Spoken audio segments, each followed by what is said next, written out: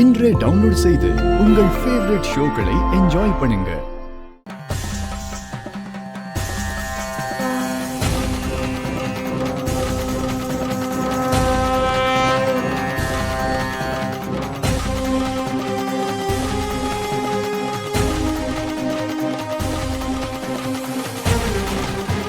டேய் தம்பி, அந்த மருதாணி டப்பாவை கொஞ்சம் எடு.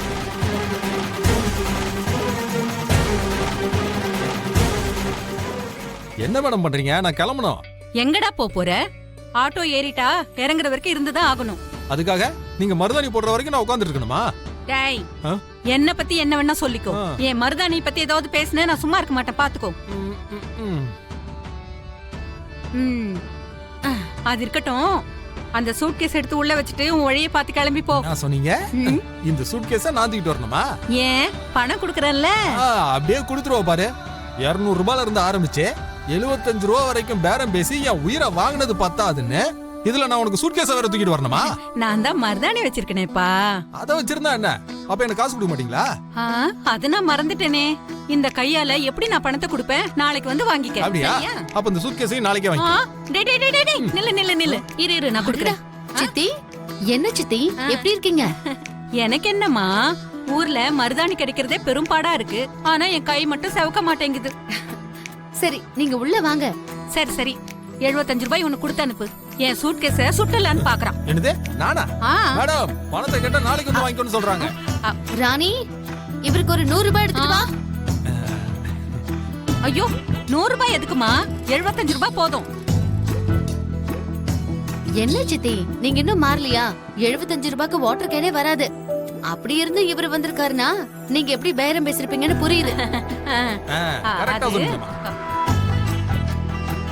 சித்தி, நீங்க வாங்க, உள்ள வாங்க. பணத்தை அனுப்பு. என் குலசி எவ்வளவு கஷ்டப்பட்டு வேலையெல்லாம் பாக்குறா. இதே மண்டபத்துல எங்க கல்யாணம் எப்போ நடக்குமோ?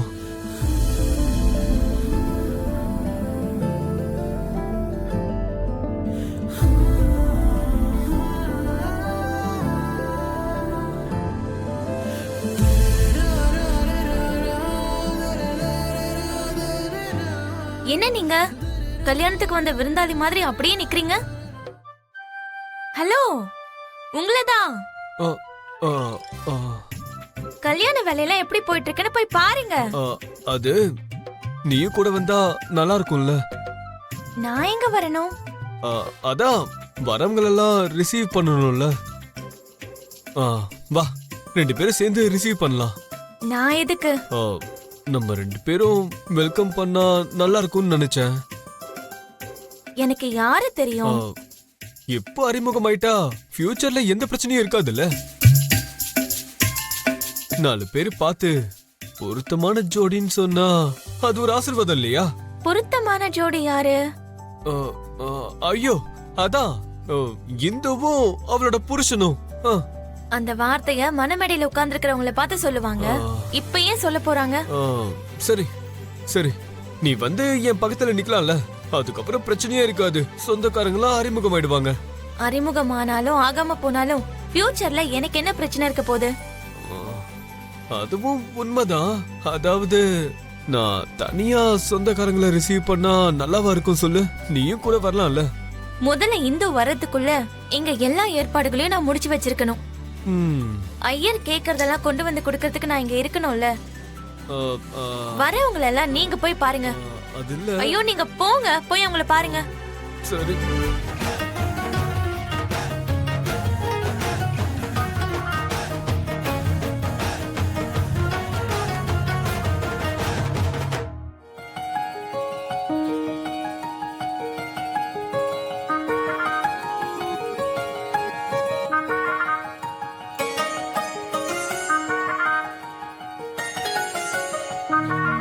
என் கொலுசுக்கு வேர்க்கிற மாதிரி தெரியுது.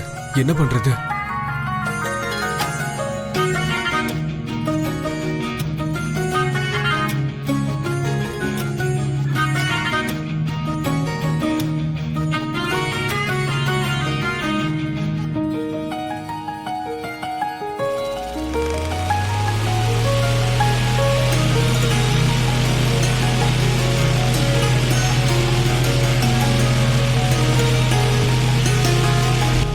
காரியத்துக்கு விளக்க ஏத்த சொன்னேன். ஏத்தின உடனேயே அணைஞ்சு போயிடுச்சம்மா.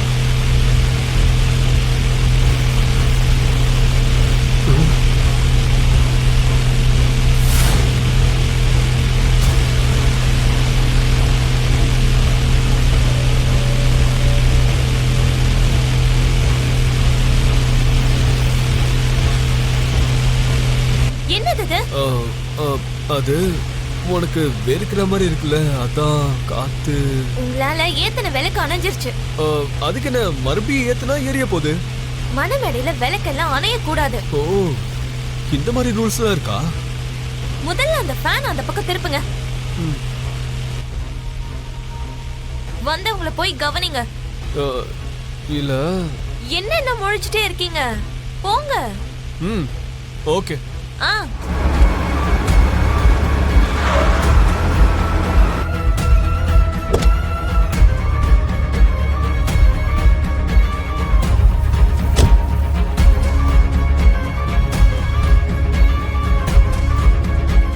ஏய் தம்பி தம்பி நில்லு.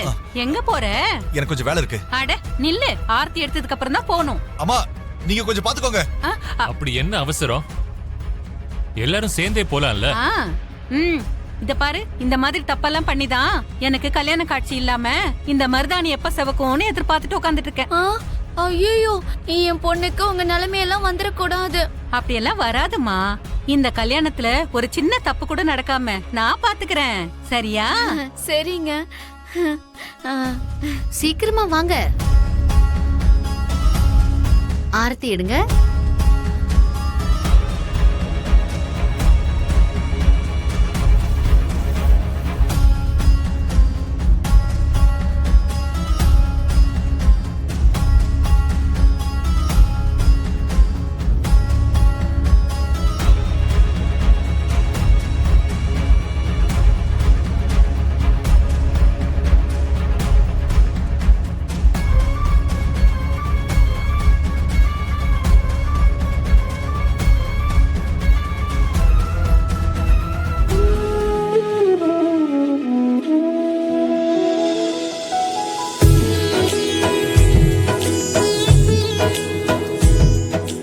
ஐயரே, கல்யாண பொண்ணு வந்தாச்சு.